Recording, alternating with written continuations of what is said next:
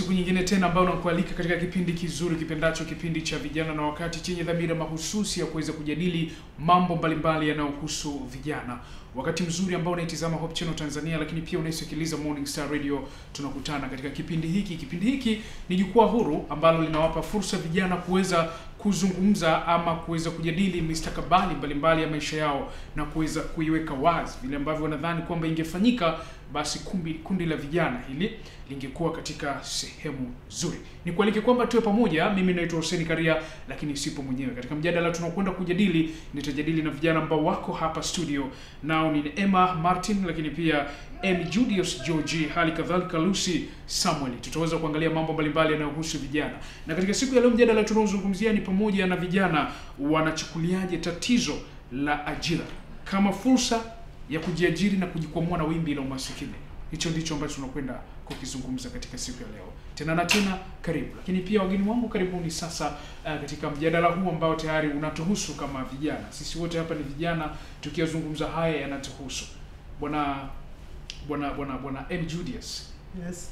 Naamini kabisa hilo unaliona vile ambavyo lilivyo kwa sasa. Kuna malalamiko mengi vile ambavyo vijana wanalalamika kuhusiana na ugumu wa maisha, lakini pia wale waliosoma nao ambao tunaamini kwamba wako shule na wanaweza wakatumia elimu walionayo kujiendeleza, wanalalamika kwamba hakuna ajira. Mwisho wa siku wanabakia kula ugali wa wazazi pale nyumbani, wakitembea na vyeti barabarani kutafuta ajira.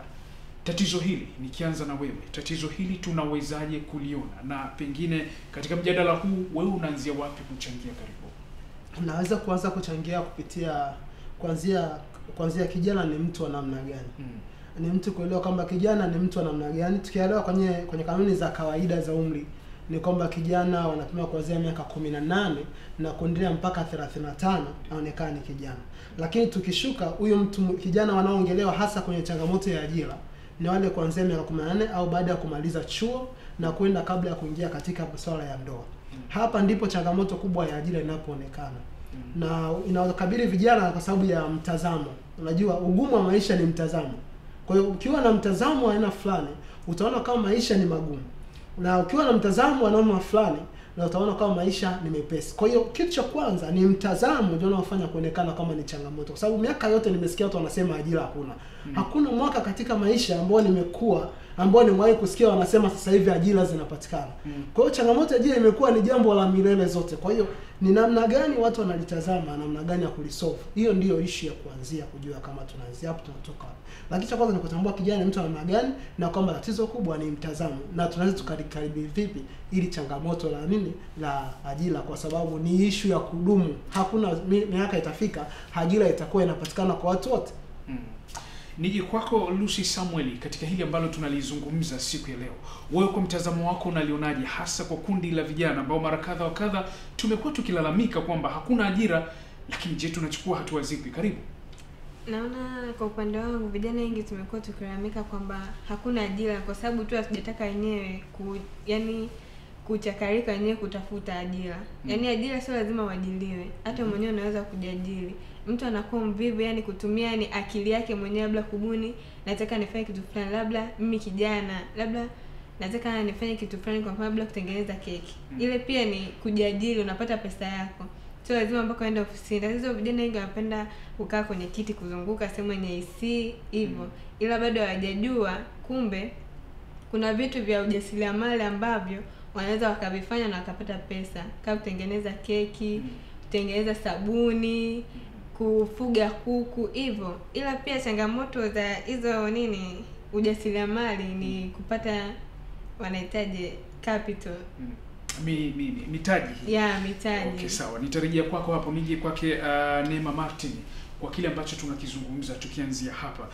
Mara hii tunazungumzia vijana wanachukuliaje tatizo la kutokuwepo kwa ajira kama fursa ya kuweza kujikwamua na wimbi la umasikini. Hili kwa ujumla, kabla tujaingia katika kulichambua, unalichukuliaje na unaliona kwa mustakabali upi? Karibu. Asante. Kwa mtazamo wangu mimi ninavyoona ni kwamba vijana wengi aidha malezi waliolelewa toka utotoni kwamba wamefundishwa kuajiliwa, kwamba ninasoma ili nifanyeje, niajiliwe. Lakini tokea msingi wa mwanzo akiwa nyumbani, akiwa bado mdogo, hapewi namna ya kwamba hapo baadaye si lazima ajiliwe, ila anatakiwa ajiajiri. Kwa mfano, zamani kulikuwa, wakati wa enzi za Nyerere, kulikuwa kuna kitu kimoja walikuwa wanafundishwa, kwa mfano stadi za kazi mashuleni. Yaani vitu vingi walikuwa wanafundishwa. Kwa akishatoka pale, wazo moja kabisa anajua kwamba sisomi kwa ajili ya kuajiliwa, bali ninasoma kwa ajili ya kuyatengeneza maisha yangu. Kwa sababu akisha kuwa na ule mtazamo kwamba ninasoma kwa ajili niyatengeneze maisha yangu, kwa moja anapotoka shule, kwa hiyo anatafuta fursa ya namna gani nitaweza kutoka katika maisha. Asante. Ndivyo ambavyo mtazamaji tumeanza hivi kuhusiana na kile ambacho tunakizungumza siku ya leo kuhusiana na vijana wanachukuliaje tatizo la ajira kama fursa ya kujiajiri na kuweza kujikwamua na wimbi la umasikini. Nirejee kwako bwana M Julius George, katika kile ambacho tunakizungumza wakati huu. Umeniambia wali kwamba kufanikiwa ama kutokufanikiwa ni mtazamo. Hebu tufafanulie vema hapo, tuanzie kwako hapo ili kuweza kuona vile ambavyo basi yamkini vijana wanatakiwa wapitie sehemu fulani. Ni kwamba kitu jinsi unavyokitazama ndivyo kilivyo. Kwa hiyo ukiona kitu kwamba ni kigumu, kitakuwa kigumu. Lakini kuna mtu anaona kitu ambacho ni kigumu anakiona kwake ni chepesi. Kwa hiyo ukianza kutengeneza fikra chanya kuhusu hali halisi ya maisha. Kutoa mfano halisi kuhusu mimi mwenyewe. Tangu wakati nasoma sekondari hata nilivyokuwa chuo, nilikuwa kinyume kabisa na issue ya kuajiliwa. Yaani hukuwaza hilo swala la kuajiriwa, maana ndio akili ya wanafunzi. Yaani sikulifikiria swala la kuajiriwa kabisa katika maisha yangu yote, miaka yangu mitatu yote ya chuo. Kwa nilikuwa nafikiria kwamba kuajiriwa nikawa nachukulia kama ni utumwa. Nilikuwa nachukulia hivyo binafsi kwa sababu mtu yote aliyeajiriwa ipo siku atafikiria kujiajiri. Yaani yeyote aliyeajiriwa hata ukimtafuta sasa hivi atakwambia natamani nifike sehemu na mimi niwe na kampuni yangu. Kwa maana hiyo mwisho wa siku wa watu wote walioajiriwa wanategemea kujiajiri. Kama watu wanafikiria hivyo, kwa nini mimi nisianzie kule ambako wanatakiwa kwenda? Yaani nianzie kule ambako watu wanafikiria kwenda. Nianzie huko, nisianzie huko mwanzo. Kwa hiyo nikabidi nianze kutengeneza mazingira na akili yangu ya kwamba nikimaliza chuo hata kabla nianze kupambana mapema. Kwa sababu lengo langu ni kwenda sehemu fulani. Kwa hiyo issue ya kwanza ya mtazamo ni kujiandaa kisaikolojia kwamba unakwenda sehemu gani na unatakiwa kuwa na vitu gani. Yaani kama unataka kujiajiri ni sehemu gani na unatakiwa kuwa na vitu gani, kwa sababu kujiajiri ni kitu kipana sana. Sio sehemu moja kama utajiajiri kuuza mandazi au nini, lakini ni kitu kipana. Utajiajiri kupitia sehemu gani na utakuwa nani. Kwa maana mtu akishaweza kufikiria hapo, ni sehemu ya kwanza kumove sasa. Mimi nilipoanzia kicha kwamba ni kubadilisha mtazamo ya kwamba sitaki kuajiriwa, na niliamua kabisa sitaki, kwa sababu kiumba hutafika sehemu yoyote. Akisema nataka sitaki, utayumba. Lakini kisema nilivyoweka msimamo moja kwa moja, sitaki kuajiriwa, nikisikia ajira zinatangazwa hata sizifuatilii, mimi ninachojua ninacholenga ni sema. Kwa kubadilisha mtazamo na kunyooka, itaweza kukusaidia kupambana, kwa sababu ni changamoto lakini unaweza kupita. Asante sana. Utatuambia kwamba je, maono yako ambayo ulikuwa nayo je umeyafikia mpaka sasa hivi? Utatuambia hapo baadaye. Nije kwake Lucy Samuel pale. Lucy Samuel, wewe unalizungumziaje hili? Yeye wakati anasoma alikuwa hategemei kwamba atoke pale alafu atembee na vyeti barabarani kutafuta ajira sijui nini na nini. Ana malengo yake, atatuambia hapo baadaye.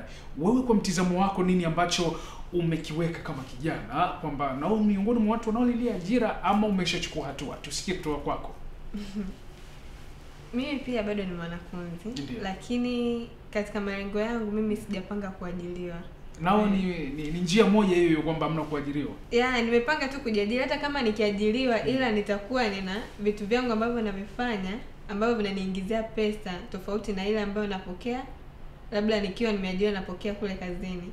Kwa mfano mimi kwa plani yangu nilionayo sasa hivi, yani kujihusisha katika masuala ya kutengeneza keki, ya masuala, kwa sababu napenda sana urembo, kufanya makeup artist, hivyo iko pia itanisaidia mimi kupata pesa yangu na pia kujiingiza katika biashara ya ufugaji kuku. Lakini pia katika hizi biashara zetu za ujasiriamali, yani shida inayokuja ni kubwa ni kupata soko, kwa sababu kila mtu anatamani kufanya kitu ambacho umekifanya. Kwa hiyo inategemea na mwenyewe jinsi ambavyo soko lako unaliweka na pia na watu ambao ulionao. Kwa hiyo ukiongea vizuri na watu, yani katika upande wa soko, yani ni jinsi unavyoongea na watu wako vizuri ndio watu ambapo wanakuja wengi na biashara yako inazidi kufanikiwa. Tunazungumza maisha hapa. Hebu tuambie kwamba umefikia wapi katika mkakati wako huo? Mimi ndio kwanza nimeanza. Kwa hiyo yani bado sijafikia ile lengo langu ambalo nalihitaji. Lakini unaona kwamba utafikia, maana ujue kuna namna ambavyo unaweza ukapanga lakini bado isifikie kwamba ndio umelitekeleza hilo swala. Kwa hiyo kuna kupanga na kutekeleza na kufanikiwa. Wewe uko kwenye hatua gani sasa? Nimeanza kutekeleza. Unaona kuna mafanikio? Mafanikio yapo. Aha. Na mtazamaji, tunaendelea kusonga mbele hivi. Nije kwako Neema, katika hili ambalo tunalizungumza sasa hivi hapa. Jamii inalalamika, vijana hasa kundi hili ambao nao ni kijana wanalalamika kwamba hakuna ajira. Lakini pia wanawaza upande wa pili. Tumewaza upande mmoja wa shilingi, je, unageuza shilingi kuiwazia kwamba sasa nichukue hatua gani? Karibu. Asante. Kiuhalisia vijana wengi kama nilivyosema mwanzo kwamba tunasoma kwa ajili ya kuajiriwa. Yaani tunakuwa na fikra kwamba ninasoma ili niajiriwe. Lakini hatujui kwamba kama kaka alivyosema hapa kwamba kuajiriwa ni utumwa. Na kweli ni utumwa, kwanza unakuwa hauko huru kufanya mambo yako mengine.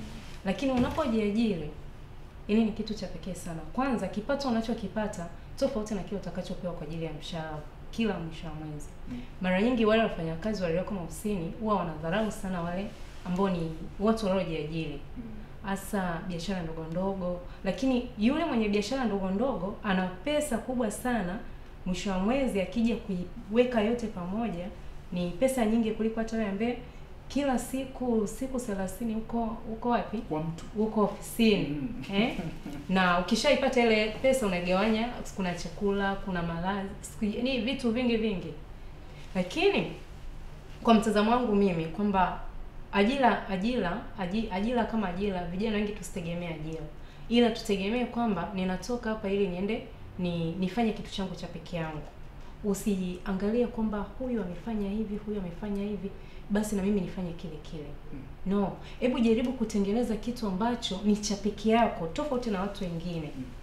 Unaangalia katika maeneo yangu ninayoishi kuna kitu gani ambacho kinakosekana. Hebu thubutu. Ukishathubutu, na watu wengi kwamba tuna akili hatuna akili ya uthubutu. Kwa hiyo tunaona kwamba mtaji nitakaoanza hapa ni mtaji mkubwa sana. Ujue kwamba kile kidogo ulichokuwa nacho ndicho kitakacho kusogeza. Kwa mfano, nahitaji nifungue duka la nafaka. Duka la nafaka 1% kubwa kuja kufungua kwenye mpaka ufikie ni kama milioni 1. Lakini ninatazama milioni 1 sina mkononi. Nitaanzaje? Hebu jaribu kwanza kidogo kidogo.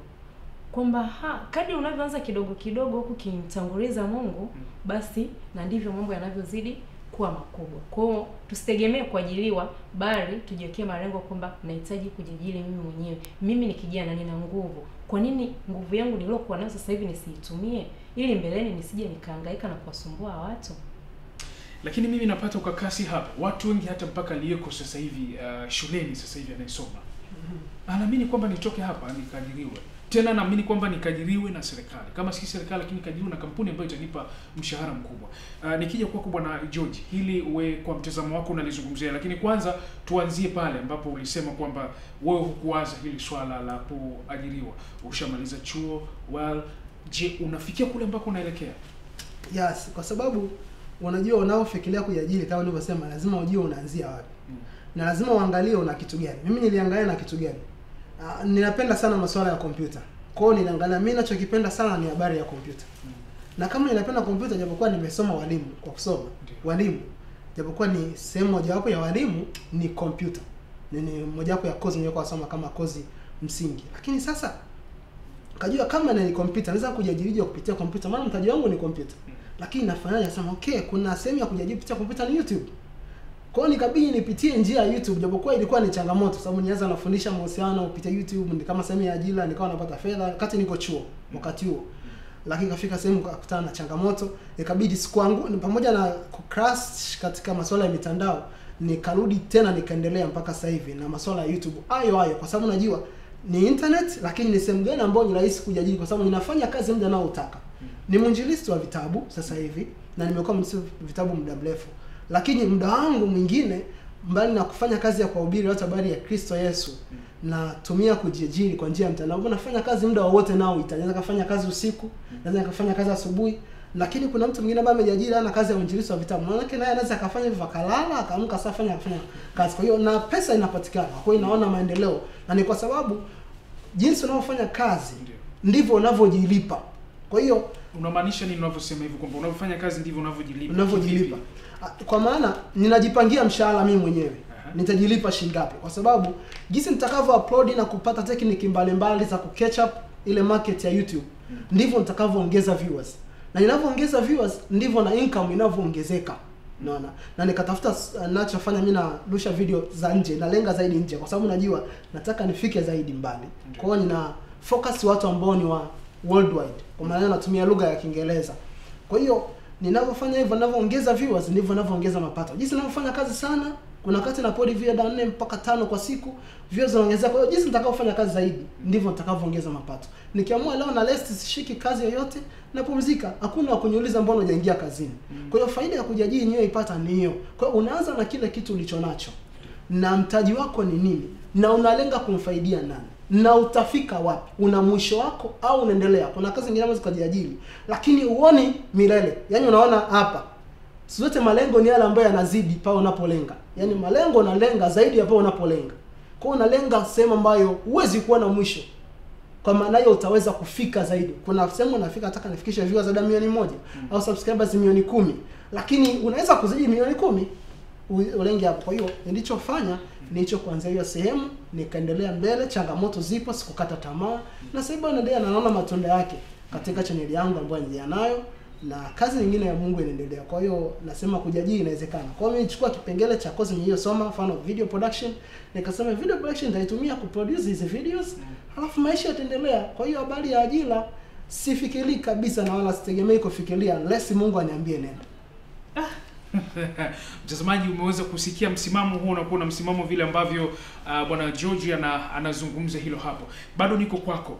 Unajigawaje katika masuala mazima? Umetaja hapo kusema kwamba ni mwinjilisti wa vitabu. Naamini katika kanisa la Waadventista wa Sabato. Yes. Unajigawaje kuhakikisha kuwa basi unakwenda kule kwenye uinjilisti, lakini pia unakwenda kwenye masuala mazima haya ya kuanza kushuti, kuedit, kuupload na vitu kama hivyo?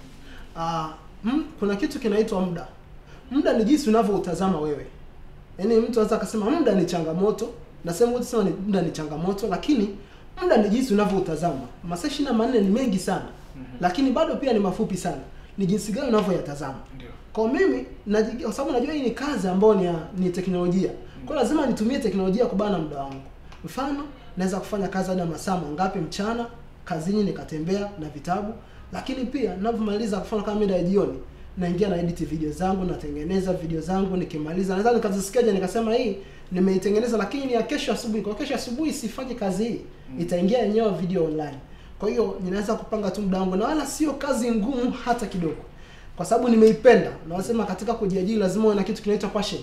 Lazima upende kazi unayoifanya.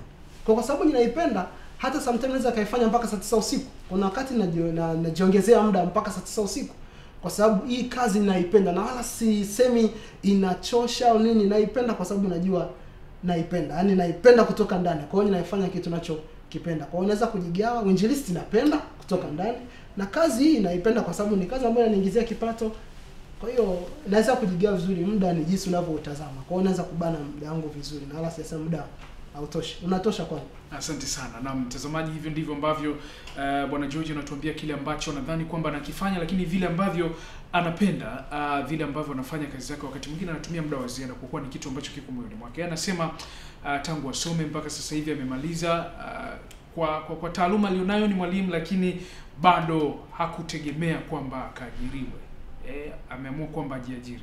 Lucy, unalizungumzia swala hili la kwamba wewe hutaki kuajiriwa licha ya kwamba unasoma. Yamkini itokee, lakini bado unataka kujikita katika masuala ya ujasiriamali.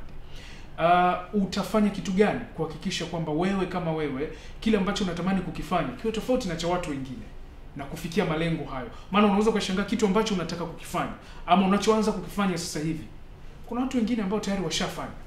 Wewe umekuja na mikakati ipi? Tuweze kusikia kutoka kwako. Mimi kwa upande wangu, mikakati yangu ambayo nilionayo ni yani kuweka yani kile ambacho nakifanya ni kiwe zaidi yani ya mara mbili ambavyo watu wengine ambao wamevifanya. Yani kuongezea vitu vyangu mwenyewe ambavyo even yani creation yangu mwenyewe, ili kila mtu apate kufanyaje kuvutiwa na kile kitu ambacho ninachokifanya, ni kuboresha ubora hivyo. Neema Martini, tukija kwako hivi tulikuwa tunalizungumzia swala hili. Bado nipo na nyie, bado hatujatoka kwenye wigo wa kusema kwamba vijana, kuwazungumzia vijana walioko nje. Tunazungumza maisha yenu binafsi kwa kuwa na nyinyi vijana na hili tunalozungumza linawahusu. Neema, nini ambacho unadhani kwamba umekifanya na tegemeo lako lilikuwa ni nini hasa? Je, malengo yako unayafikia kama kijana? Asante. Niseme tu kwamba lengo langu nililokuwa nalo na hisi nilishaliandaa, na Mungu akipenda mwakani nimepanga kujiajiri. Ndio. Kwa swala la kuajiriwa tena kwangu halitakuwa na nafasi. Nasema hivyo kwa sababu gani? Nimeshaajiriwa sana.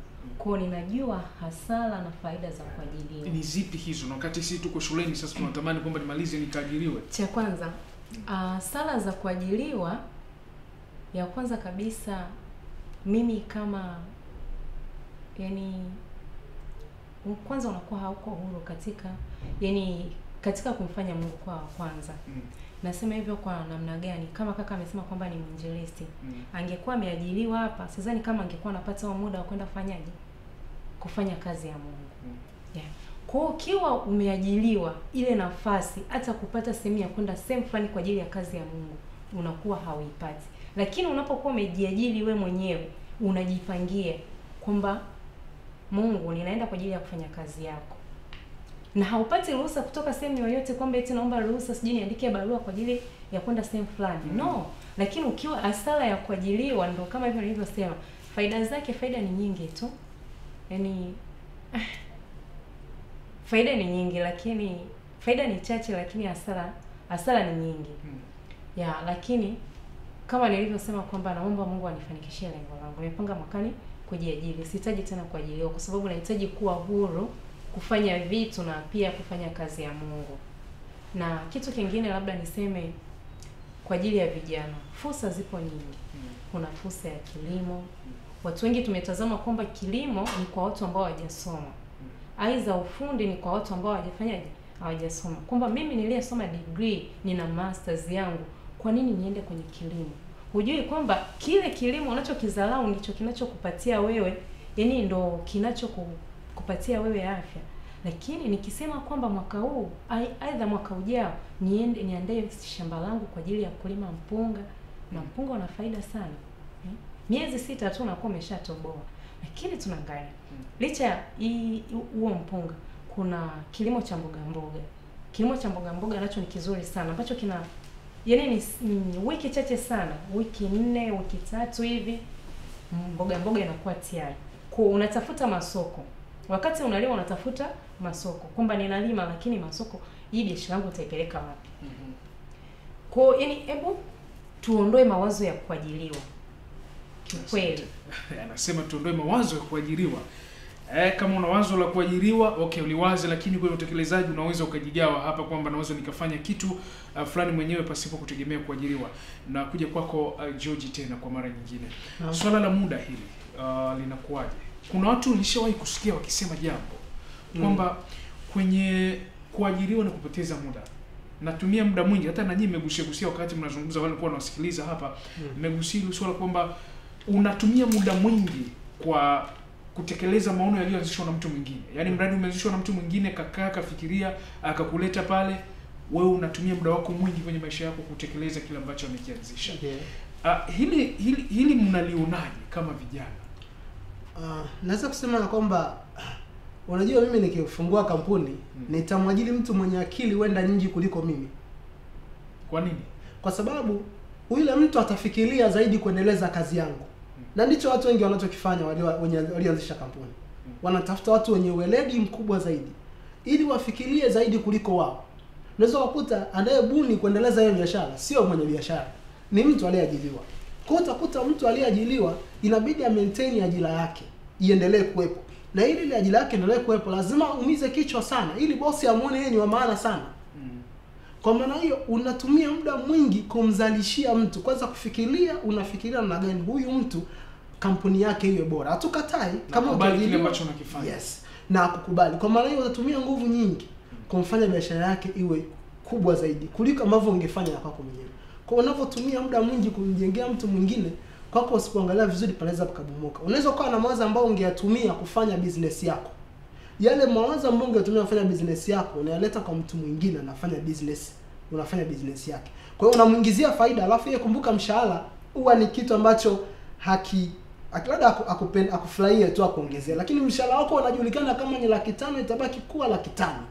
Miaka 10 ufanye kazi kwa namna gani, ukicheza unafukuzwa. Kwa hiyo muda ni changamoto, kwa sababu muda mwingi unaotumia kuproduce vitu vya mtu mwingine kuliko ambavyo ungeproduce vitu vyako mwenyewe. Kwa hiyo lazima ufikirie namna gani unaweza kujiondoa. Kama umeajiliwa usiruke. Yaani katika ajili ya swala la kujiajiri sio swala la kukurupuka tu leo mimi naacha kuajiliwa. Hapana. Lazima ufikirie utawezaje kupambana na huo moto. Maana ndio hicho ambacho nilikuwa nataka kukifahamu, kwamba hivi tuchukie kuajiriwa. Maana Neema naye hapa amesema hicho kwamba anataka kwamba sasa kaajiriwa, lakini mwakani anataka aache kuajiriwa. Sasa kwa mtu anayetutazama na kutusikiliza nawaza kwamba kumbe kuajiriwa sio tija.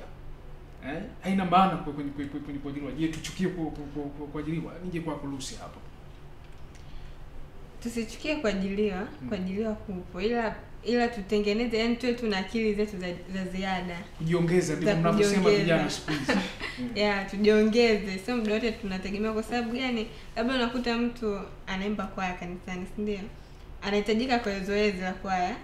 Na pia ukiangalia kazini labda anatoka saa 12. Anashinda kwenda kuparticipate kwenye zoezi la kwaya, au labda kama ni makambi ile sikukuu ya vibanda. Wiki nzima kiomba ruhusa kazini anakataliwa. Ila ukiangalia huku mtu ambaye amejiajiri anakuwa ni mwenyewe anafunga tu biashara yake, anasema hii wiki ni wiki ya sikukuu ya vibanda, naenda kanisani kwa ajili ya Mungu wangu. Hivyo. Kwa hiyo anakuwa anapata vitu vingi, kwa sababu katika makambi kama tunavyojua kuna vitu vingi vya ujasiriamali ambavyo vinafundishwa. Hivyo kwa yule mtu ambaye amejiajiri anakuwa anapata yani vitu vingi kuliko yule ambaye ameajiriwa. Asante sana. Na mtazamaji, hivi ndivyo ambavyo tunaendelea kusonga mbele katika kipindi chetu kizuri ukipendacho, kipindi cha vijana na wakati. Katika juma hili tukiwa tunazungumzia mjadala huu, unasema vijana wanachukuliaje tatizo la ukosefu wa ajira ama tatizo la kutokuwepo kwa ajira kama fursa ya kujiajiri na kujikwamua katika wimbi la umasikini. Naitwa Hussein Karia, lakini hapa studio bado niko na Neema Martin, lakini pia Emmy Julius George, alikadhalika Lucy Samuel. Hawa tunazungumza mambo mbalimbali, kila mmoja anasimama mustakabali wake. Wengine wapo kazini wanasema muda fulani ukifika tutaacha. Wengine wanasema kwamba hapana, mimi huko singi kabisa. Wewe je, unasemaje hapo ulipo? Lakini pia hata kama umeajiriwa, je, unaweza ukajiongeza ukafanya jambo lingine ambalo linaweza likakuongezea pato? Tunaendelea kusonga mbele na kipindi hiki, na kama ni hivyo basi tupate mapumziko machache. Tukirejea hapa tutaweza kuzungumzia kuhusiana na wao walikuwa wanazungumzia mustakabali wa maisha yao. Sasa tunakuja kwamba je, vijana wanatakiwa wafanye kitu gani? Wanaitumiaje hiyo fursa? Kwa hiyo nikualike kwamba tuwe pamoja tu mara baada ya mapumziko haya.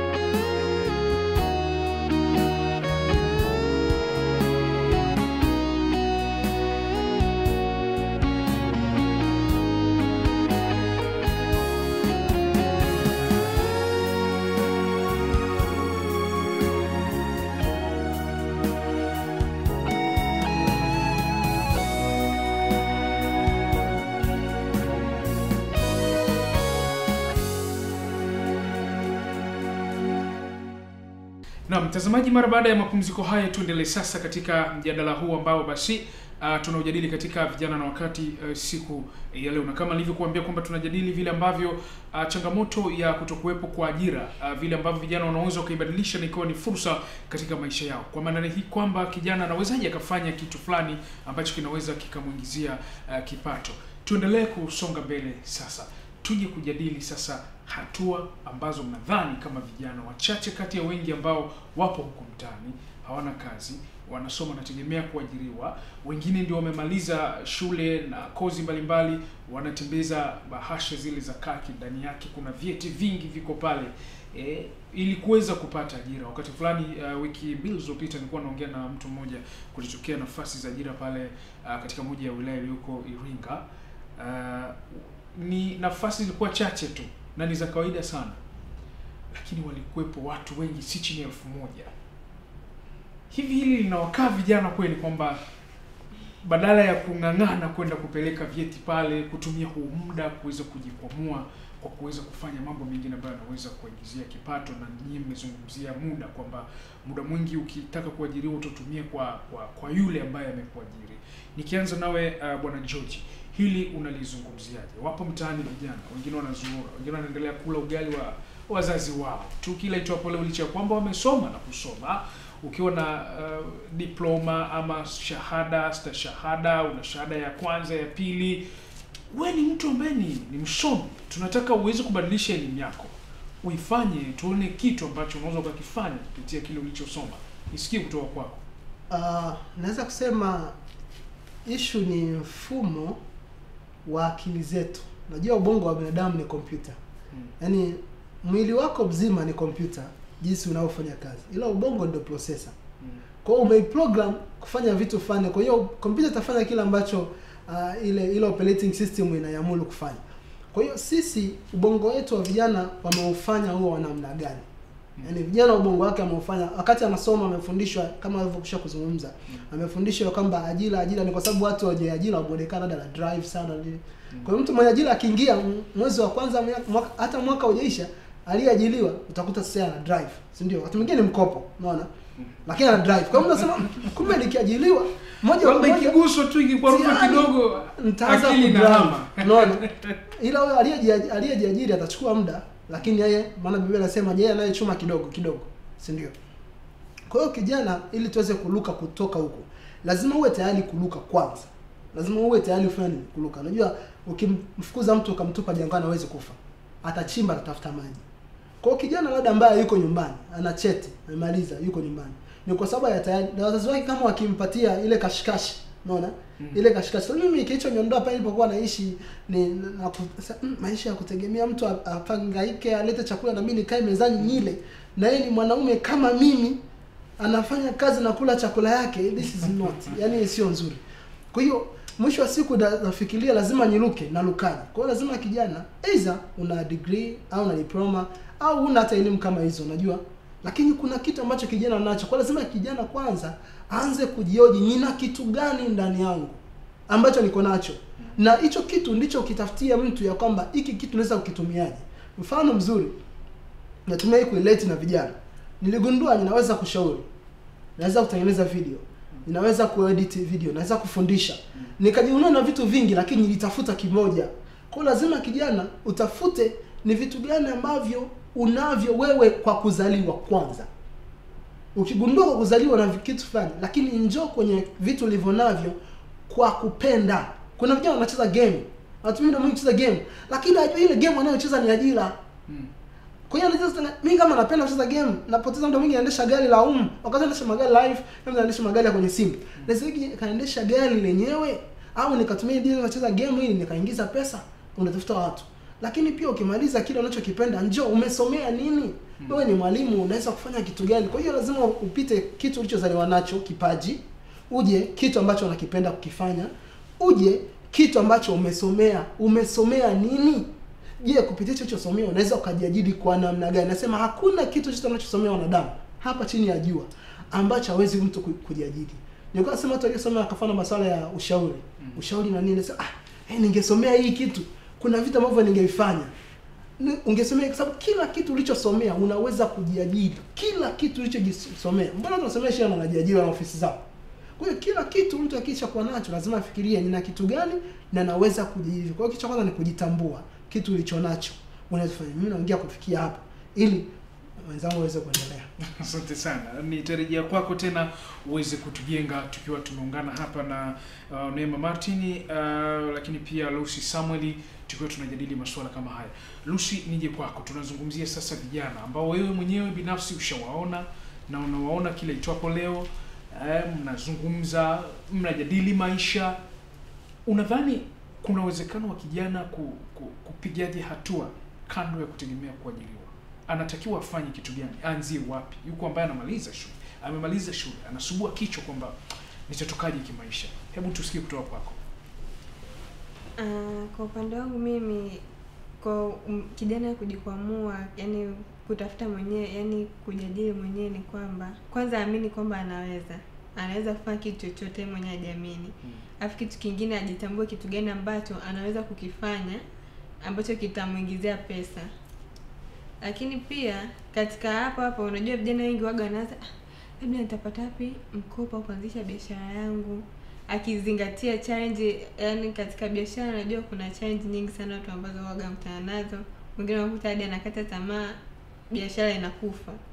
Lakini pia katika kufanya biashara kujadili, ndio mtu mvumilivu, yani uvumilie kwa hali yoyote ile, kwa sababu ndo kwanza unaanza. Lakini pia hata ukifika mbeleni utakuwa kunakuwa na changes na kufisi, ila mtu alikuwa tu mvumilivu, mwisho wa siku mtu unafanikiwa. Kwa hiyo kijana akiwa mvumilivu, akijitambua, akijielewa, ana uwezo wa kufanikiwa kufanya vitu vyake vikawa bora zaidi. Lakini unapolizungumza hilo, anavumilia kitu gani?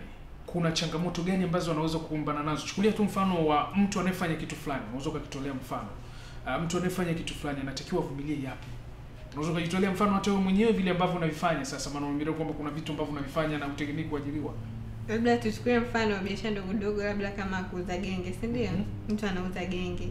Katika kuuza genge kuna hizi bidhaa ambazo hazikai muda mrefu, labda kama nyanya ndio zinahitaji kuoza. Hivyo yani biashara kama hiyo, nyanya unakuta nyanya zimeoza, siku imepita, labda umeuza shilingi 1000 tu, yani hujapata chochote, na kesho unahitaji tena yote vitu vipya. Na unatakiwa mtu mvumilivu, kwa sababu hilo ni pito tu ambayo mtu unapitia. Kwa hiyo unajipa moyo kwamba saa fanya nyanya zimeoza, wateja wakija tu itabidi wauzie kwa bei ya nini, ya hasara, tofauti na ile ambayo umenunua, kwa sababu nyanya kuna kipindi zinapanda bei na kipindi zinashuka bei. Kwa hiyo mtu anatakiwa mvumilivu katika hilo. Neema, unataka kuzungumza jambo hapo. Unaona ulikuwa kama vile unataka kumkatisha hivi uzungumzie jambo. Tusikie kutoka kwako katika hili.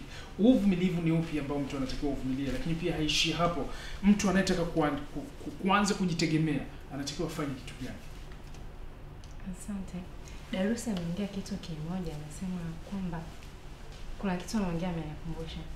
Hebu ichukulie changamoto ya ajira kama fursa kwako. Nasema hivyo nikimaanisha nini? Unapoitazama changamoto ya ajira kwamba sasa hivi kuna changamoto ya ajira hazipo kabisa. Hebu fikiria, sasa hivi hamna ajira. Hivi nifanye nini ambacho kitakachoweza kufanyaje? Kuniongezea kipato cha ziada. Kwa mfano, labda kwa wale ambao wanaishi kwa wazazi, wanamtegemea mzazi kila kitu, mafuta, sabuni, kila kitu wanamtegemea mzazi. Na kitu kingine, kuna wazazi ambao labda mwanae amesoma na degree, hataki mwanae, anampatia wazo, labda mama nataka nianzishe kimgao. Mama, no, mwanangu umesoma, kwa nini ukaanzishe mgao? Kwa hiyo tunachukulia kwamba kuanzisha mgawa ni wa watu ambao hawajafanyaje, hawajasoma. Kitu ambacho sio kabisa. Lakini ungempa ile fursa kwamba okay, go ahead. Anaanzisha kitu cha pekee sana. Mara nyingi wanaangalia sana kwenye mitandao watu ambao wamefanikiwa, kwamba huyo alifanyaje mpaka akafanikiwa. Kuna mtu mmoja ambaye ni msanii mkubwa tu, alianzisha delivery ya vyakula, lakini sasa hivi ana mgahawa wake mkubwa na watu wakawa wanamcheka, lakini sasa hivi ni mtu mkubwa sana. Yaani ana mgahawa wake mkubwa kiasi kwamba watu wakifika pale, na chakula chake kinaanzia shilingi 5000 kwenda juu. Na ni chakula kizuri tu. Sasa hebu itazame fursa, angalia pale nyumbani kuna nini. Dada amesema kuanzisha nini? Genge. Genge ni fursa nzuri sana. Tazama pale mtaani kwako, ninaisha hapa mtaani. Kitu gani ambacho watu wanatoka hapa mpaka wanaenda sijui sokoni kuhangaika sijui nini? Kiasi kwamba kumbe hapa hamna kigenge.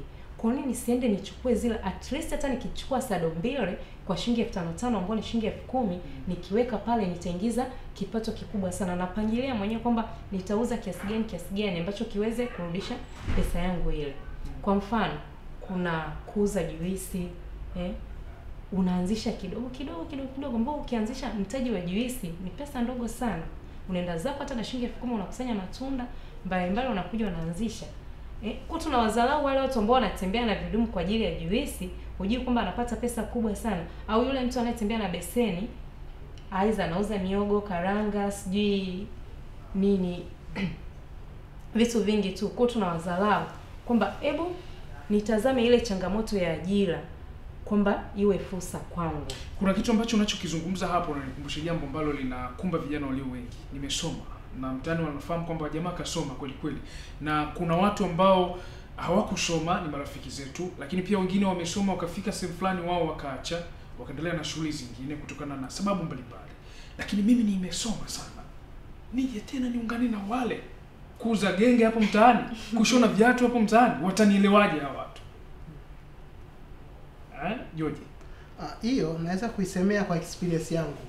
Wakati nimaliza form 6 nimaliza form 6 nikarudi nyumbani. Sasa nikaangalia nitahitaji voucher kwenye simu, nitahitaji nini. Pamoja nategemea kwenda chuo, nilichoamua kufanya kitu kimoja, na shilingi ngapi? Na pesa niliyokuwa nayo. Sasa nikafanya nini? Nikajianza kufanya nini? Nikagundua kuna kitu watu hawafanyi. Watu wanauza chapati ila watembezi chapati. Yale maeneo nilipokuwa. Sasa hivi nitakachofanya nitafanya tofauti. Nikawa nikatafuta pesa yangu, nikanunua vifaa vinavyohitajika. Na aliyesema nataka nijifunze kutengeneza chapati, nikaangalia YouTube, nijifunza kupiga chapati kupitia YouTube. Lakini pia nikatafuta mtu akanielekeza chapati za mafana ambazo zikapika chapati hata 20 ndani ya dakika 5 au 6 hivi. Faster. Sasa kama ni hivi zitafana za watu wengine, lakini sema lazima nifanye tofauti. Nikasema nitafuta viungo vya kuongezea ili chapati ziwe tofauti. Na tata nikasema nitavaa suti yangu, ndo safi, kata safi ili kila mtu anaweza kumfikia. Nikaanza kupika chapati kama saa 9 usiku baada ya maombi yangu ya alfajiri. Na pika chapati nikimaliza natembeza kwa watu, nafika shuleni na wapi. Kwa hiyo niliacha kufikia baada form 6 hadi hawezi kufanya hivyo anasubia kwenda chuo. Hapana. Ukishatoa hiyo mentality, nilianzia huko kabla ya kufika huko, nimepiga hatua nyingi sana za habari za kujiajiri. Kwa hiyo habari ya kwamba nimesoma, pesa, elimu yako haikuingizii pesa. Na watu hawana shida na elimu, wana shida na pesa. Elimu, hebu rudi hapo. Tuweke sawa hapo. Elimu yako ulionayo sio pesa.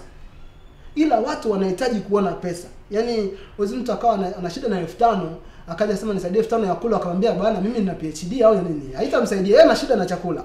Hana shida na elimu yako. Kwa hiyo watu kuogopa kama nina elimu nisifanye kazi fulani, sio hiyo ni tatizo la kwako na watu. Na watu sivyo wanavyoangalia, ni wewe unavyojifikiria. Na watu wakiona unafanya ile kazi watajifunza kwako. Yaani tutafute kuwa somo kwa watu. Usitafute wewe watu kila kitu jifunze kutoka kwa watu. Hebu na wewe wafundishe watu vitu.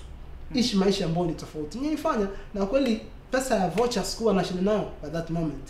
Kwa sababu nimeamua kufanya hivyo. Nikaweka degree pembeni, nikasukuma chapati, nikauza chapati, nikafika stage, nikaanza kupika na chai. Napelekea wale mafundi wanaojenga chai, kwa napeleka chai na uji, napeleka chapati. Kwa hiyo nikawa sikuwa na muda wa kupoteza muda. Yaani nilikuwa najikuta ninafanya kazi mpaka muda ulipofika nikaenda chuo. Kwa hiyo ilikupa faida? Maana kufanya kazi ni kwingine na kupata faida ni kwingine. Je, ilikupa faida? Yes, ilipatia faida. Japokuwa ilikuwa sio kazi ya milele. Ilikuwa ni kazi ya muda, nafanya tu kwa muda. Wakati ulipofanya? Ilinipatia faida kiasi fulani. Japokuwa kuna kudhulumiwa, kwa hiyo nizulumu. Yes, hiyo ni sehemu ya maisha. Lakini mikopo mingi. Mtu anakuambia nitakulipa alafu anayeyuka hasa mafundi. Kwa hiyo ni changamoto nilijifunza. Lakini inipatia sehemu kama ninaweza kufanya kazi ya namna hiyo. Tatapa kazi ki-black. Kwa nini nisichukue kalanga nikaenda kuuza kalanga? Kwani kuna shida gani nikivaa vizuri na kiatu safi afu nikauza kalanga? Kalanga utazinunua, utazilipia hadi kiatu nicho blush.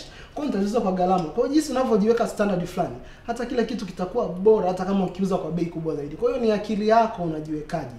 Ni akili. Kwa hiyo inawezekana. Lucy, ni mtizamo wa George huu. Wewe unazungumziaje hili? Umesoma sasa, umemaliza vile, kuna marafiki zako wako mtaani pale, mnawaona wako pale, wengine ndio hivyo walishia sehemu fulani. Lakini pia wengine walisoma, hawana kazi ama mlisoma nao. Unawezaje kuthubutu kufanya kazi za kawaida ambazo ni za mtu ambaye hajasoma? Na hicho ndicho nadhani kinatumaliza vijana walio wengi hasa tuliosoma, kwamba siwezi nikafanya kitu ambacho mtu fulani anakifanya ambaye hata hajaenda shule. Hili wewe unalizungumziaje? Shida ni kwamba sisi vijana, yani tunadharau kazi. Yani tunadharau yani hata ikitokea fursa labda sehemu fulani kuna kazi, waga tunadharau. Labda kwa mfano kama hivi ujenzi wa barabara, si ndio? Labda watu wanajenga barabara, labda kupiga kokoto zile sijui nini. Mtu anakuwa yani mimi na elimu yangu kubwa, niende nani kokoto pale. Siwezi kwenda kufanya hivyo. Ajui pale mtu ndipo anapopatia pesa. Mtu anakuwa anadharau kazi. Kwa hiyo ni vijana yani tusidharau kazi, yani tusidharau kazi yoyote. Tujitume ili tuweze kufanikiwa. Unaposema hivi kwamba wengine wanadharau kazi, wameziona? Maana wakati mwingine hamna kazi na hata lile wazo la kufanya kitu fulani anaweza kawa nalo lakini hana mtaji. Wengine wanakuwa wameziona japokuwa mtaji ni changamoto kubwa. Wengine wanakuwa wameziona mtaji changamoto, lakini pia yani tuhusishe hata sometimes wazazi wetu watusaidie katika kufanya biashara, japokuwa wazazi wengine huaga wanakataa, ila tujikite tu katika mambo haya. Lakini umezungumzia swala la mitaji. Mtu kweli ashawahi kudhamiria kufanya kitu fulani akaenda kwa mtu akasema kwamba naomba nipatie mtaji wa shilingi kadhaa, ambao tu ni kiwango cha kawaida tu cha kuanzia.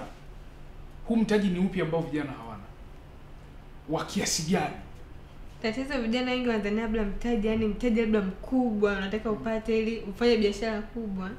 Biashara ndogo, labda unaenda labda kwa mama au labda kwa ndugu yoyote, anambia mimi nikipata shilingi 50,000 naweza kufanya labda nikafanya biashara yangu ya kuuza labda juisi, ninunue blender, ninunue yani vikolokolo vile ambavyo vinatumika.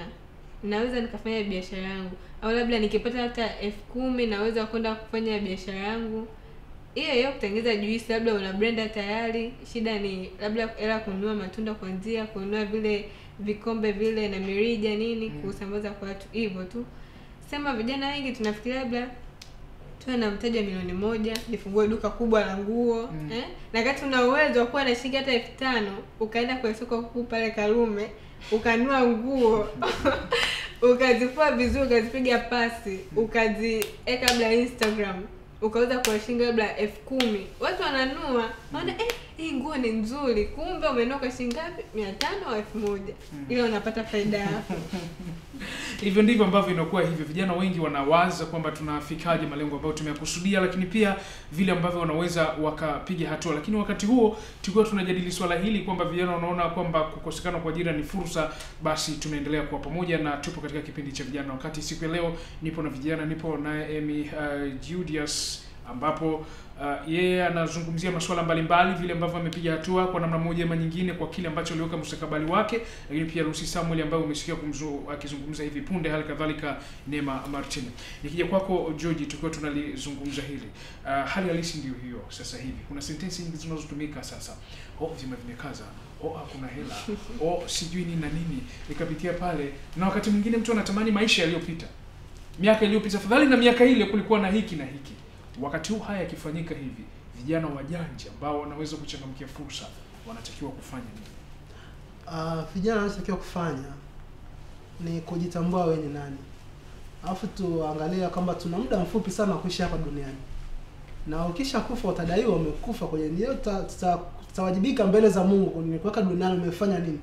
Kwa lazima tufike sehemu tuangalie nina muda mchache sana kuishi hapa duniani. Nitaweza kufanya nini? Vyuma kukaza na sikute watu wenye pesa ndio wanasema vyuma vimekaza. Alafu hili jambo inawaambukiza hao wengine ambao hawana pesa. Na anachukua kimuuliza vimekaza hapa namna gani? Na ni juzi nilikuwa naanza nasema hivi, mtu anayesema vyuma vimekaza sehemu gani? Yaani sehemu gani ambapo vimekaza? Kama ulikuwa unafanya kazi, unauza chakula, sasa hivi uuzi tena? Kama ulikuwa unategemea pesa inayotoka sehemu ambayo itakiwi, vina haki ya kukaza kwa sababu mambo yamekwenda straight. Kwa hiyo vijana inabidi tuangalie, tuepuke huu mtazamo wa vyuma vimekaza, kwa sababu vinapokaza weka grease. Kwa hiyo sisi tunatakiwa tuamue kupambana na hali halisi. Jambo ni kupambana kwa sababu Mungu ameshatupatia akili. Ametupatia nguvu. Ametupatia tumaini kwake yeye. Natakiwa sasa kuingia kazini. Lazima uingie jangwani ukapambane. Lazima uingie majini, utayanywa. Utakuwa kikombe cha kwanza cha pili, sasa tutakuwa umeelewa somo. Kwa hiyo lazima tukubali vijana kutake risk. Yaani nasema mtu yote aliyefanikiwa katika maisha ni mtu aliyetake risk. Tunaangalia watu matajiri huwa wanapenda kufuatilia sana watu waliofanikiwa kama akina Bill Gates, akina Jeff na wengineo na Jack Ma yule wa China. Ni kama ni watu ambao walitake risk. Na lazima uweke pembeni ya mimi ni nani na natamani jamii nione vipi na vile uhalisia wa maisha. Kubali kuishi wewe kama wewe. Yaani lazima uchague kuishi wewe kama wewe, kwa sababu mwisho wa siku maisha yako yatakuwa ni yako na watoto wako. Kwa hiyo usiangalie jamii na mtazamo gani. Tazama Mungu ana mtazamo gani kuhusu jambo unataka ulifanya, lakini pia unatazama kufanya kitu gani. Kwa hiyo tukishafika hiyo sehemu, hutaangalia sababu capital is not a big problem. Capital sio tatizo. Tatizo ni akili yako. Tatizo kama ni kazi ni mtaji ni milioni 1 na wewe unataka kuanzisha duka, kafanya biashara ya ujenzi, kasaidie. upate 10,000 kila siku, ufikishe 100,000, uanzishe biashara. Unaona? Lengo lako sio ujenzi, lakini unaweza ukaenda ukasaidia, ukapata pesa, ukapata mtaji, ukaanzisha biashara. Kwa hiyo lazima ufikirie kama nataka nifanye nini na nahitaji nini. Na mtaji wa kwanza ni nguvu zako wewe mwenyewe. Unaweza kutoka watafute watu. Lazima vijana sisi tufike sehemu tuwatafute watu. Kuna watu waliofanikiwa, watu ambao wanaweza kukupatia uchanya na sio negative. Unajua kuna mtu mwingine ukimfuata, labda wewe unataka kuanzisha biashara ya bodaboda, alafu unakwenda kumtafuta mtu anayeuza mandazi akupe ushauri kwenye habari ya bodaboda. Mtafute mtu anayefanya kazi hiyo hiyo, akupatie ushauri kwenye hiyo kazi. Mfano mimi nafanya kazi ya internet. Ukiniletea habari ya ofisi nataka kufungua maduka ya nguo, sitakuelewa kwa sababu sina uzoefu nayo. Wakati mwingine nitakwambia nguo ni changamoto kuuza kwa sababu mimi nanunua nguo mara moja baada ya miezi 6. Kwa hiyo nitakwambia kama nguo utafeli kwa sababu mimi sina uzoefu wa kununua nguo. Kwa hiyo unabidi umtafute mtu anayehusika kupata ushauri, alafu pia ruka. Lazima ufike sehemu take risk. Hakuna leo kufa kwa sababu ya take risk. Ni wachache waliokufa labda leo vumba balbu. Yeye imua lakini tunaona faida zake leo. Kwa hiyo sisi lazima tufike sehemu tuchukue hatua, na inawezekana kijana unaweza, na ukifanya kazi kwa kijana inawezekana. Lakini bado pia tusiwasahau kuna watu wengine wanazama sio vijana. Umri wao umesogea. Anasema anafanyaje? Kuna huyu mzee KFC. Unaweza ukafanya kazi, unaweza ukaamua kufanya kitu hata kama ni mzee still, unaweza kufanya kitu. Kwa hiyo namna gani unaweza kuanza sehemu ya kwanza kufanya, ukachukua hatua, ukatafuta ushauri, ufanye kile kilichopo. Ukishindwa fanya kitu ambacho hakijawahi kutokea duniani. Inawezekana japokuwa vitu vingi vimetokea, sema hakuna kipya jambo chini ya jua. Lakini inawezekana ukafanya kitu kipya, inawezekana. Ukimtegemea Mungu anazo akili nyingi amekupatia. Kwa sisi kama vijana kufanya vitu vikubwa sana. Kwa hiyo ndicho kitu cha kushauri kwa hapo. Asante sana. Na mtazamaji, tukiwa tunaelekea ukingoni hivi, bila shaka unaendelea kujifunza jambo kutoka kwa vijana wachache kati ya wengi maelfu ya vijana walioko huko ambao wanahaa kutafuta kazi, na yamkini hata hakuna kitu wanachokifanya. Ni vizuri kufanya jambo kidogo kuliko sasa utegemee watu fulani, utegemee kwa mtu fulani, utegemee kwa kaka yako, kwa baba yako, kila kitu afanye yeye, ile hali una nguvu za kuweza kufanya hivyo. Ikirejea kwako Neema, katika hili ambalo tunalizungumza, wewe unalionaje kwa mtu ambaye sasa yupo mtaani, hakuna kitu anachokifanya, anazurura tu wingi, atoka leo kwa mjomba, leo kwa kaka, akitoka mkoa huu anaenda huu, yamkini kwa kuwa kule kwao kuna uwezo wa fedha, lakini hakuna kitu ambacho anakiingiza kupitia nguvu zake na akili yake mwenyewe. Unalisemeaje hili swali? Kuna kitu anasema kwamba kuzaliwa maskini sio kosa, ila kufa maskini ni kosa. Kama nilivyosema, sienda mbali sana kwamba yule kijana anayenisikiliza na anayenitazama kwamba achana na mawazo ya kuajiliwa, achana na mawazo ya kumtegemea mtu fulani. Tazama kile kichache ulichokuwa nacho ndicho kitakacho kuweka sehemu fulani. Kwamba fikra zangu mimi zinawaza nini? Hebu nijifunze kwa watu ambao waliofanikiwa, wamefika mbali. Kwa mfano kaka amesema kwamba wewe ambaye unahitaji kufanya kazi ya bodaboda, nikamuulize muuza mandazi, hivi ataweza kanipatia faida zake kweli na hasara zake? Jibu ni hapana. Hebu sasa tuinuke sasa vijana, tuamke, tusimtegemee chochote. Wewe kidogo naomba shilingi 200, sije naomba nini? No, hizo fikra achana nazo. Na kitu kingine labda kwa mabinti ni waase tu achana, yani tuna zile fikra kwamba nikakae kwa fulani basi mimi nipo nyumbani nipige umbea nimtete fulani. No, havina faida. Hebu angalia yule mtoto binti fulani mbona anafanya hivi? Anazungusha mandazi kila siku asubuhi. Hivi kwa nini nisimuulize kwamba wewe unafanyaje mpaka unafanikiwa? Kwa tuachane na zile fikra kwamba mimi siwezi. Ukijinenea kwamba wewe huwezi na kujikatia tamaa, hakuna mtu yote atakaye kunyanyua. Hakuna malaika atakayeshuka kwamba kunyanyue basi usonge mbele. Juhudi zako ndizo zitakazo kujiingia katika hali nzuri na katika mafanikio. Asante.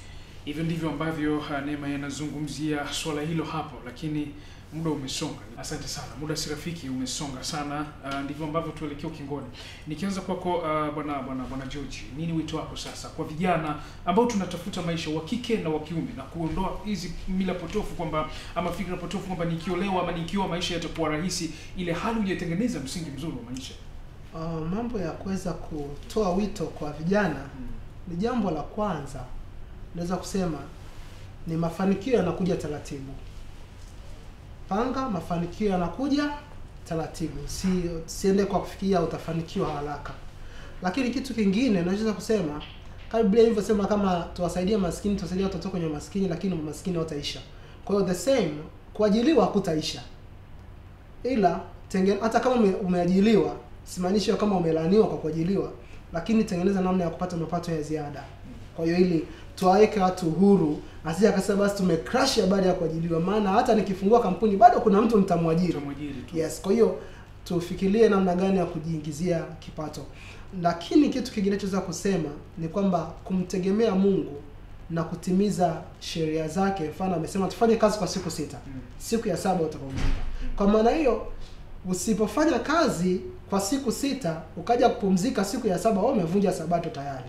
Kwa hiyo lazima watu wawe na tutimize mapenzi ya Mungu, kwa sababu Mungu ametuamuru tufanye nini? Tufanye kazi. Na tutafute ushauri kwa watu wanaohusika. Kwa mimi kama mtu anahitaji habari ya masuala yanayofanya namna ya internet, anitafute. Lakini cha mwisho nataka kuwasihi vijana. Kuna vijana wako na smartphone. Na wanakuta na smartphone ya 300,000 au 400,000 au milioni 1 sometime. Lakini mfukoni ana 10,000 au hana kabisa. Akauze simu afanye biashara. Ama aitafute namna gani anaweza kuitumia hii simu imuingizie nini? Imuingizie kipato. Kwa mimi simu yangu naitumia ndogo sana, gharama ndogo sana, lakini bado sinaongeza kitu fulani. Kwa hiyo tumia simu yako, tumia ulicho nacho. Musa aliulizwa nini mkononi, akasema nina nini? Nina fimbo. Kwa hiyo unaweza kufanya kitu kana kile ulicho nacho. Asante sana. Ni wito wake bwana Amos Judith George huyo hapa akiwa anazungumzia hilo. Nije kwako Lucy Samuel. Wewe unatoa wito gani kwa kifupi zaidi msikivu kwako? Vijana yani wajiajiri na wajiamini kama wanaweza. Yani ndio wito wangu kwamba na pia kijana utasichoke kujaribu. Kila sehemu kuna fursa yake. Kwa hiyo kijana ajiamini kwamba anaweza na pia asichoke kujaribu. Kwako Neema? Ni wase tu vijana wa kike na wa kiume kwamba atumie changamoto ya ajira kama fursa kwake, na mimi atafanikiwa. Asante sana. Na mtazamaji, hivi ndivyo ambavyo tunahitimisha kipindi chetu siku ya leo cha vijana na wakati, ambacho tulikuwa tunajadili vijana wanachukuliaje tatizo la ajira kama fursa ya kujiajiri na kujikwamua na wimbi la umasikini. Nilikuwa naye Neema Martin, hali kadhalika M Julius George, ambapo pia nilikuwa naye Lucy Samuel. Tumeweza kuyazungumza haya, lakini pia naamini kabisa tumeweza kujifunza ni wakati wetu wa kuweza kuchukua hatua ya kile ambacho tunaweza tukakifanya ili maisha yetu yasonge mbele. Nikutakia wakati mwema. Mwisho wa kipindi hiki, maandalizi ya kipindi kijacho. Endelea kubarikiwa, endelea kutazama Hope Channel Tanzania, endelea kusikiliza Morning Star Radio. Kwaheri.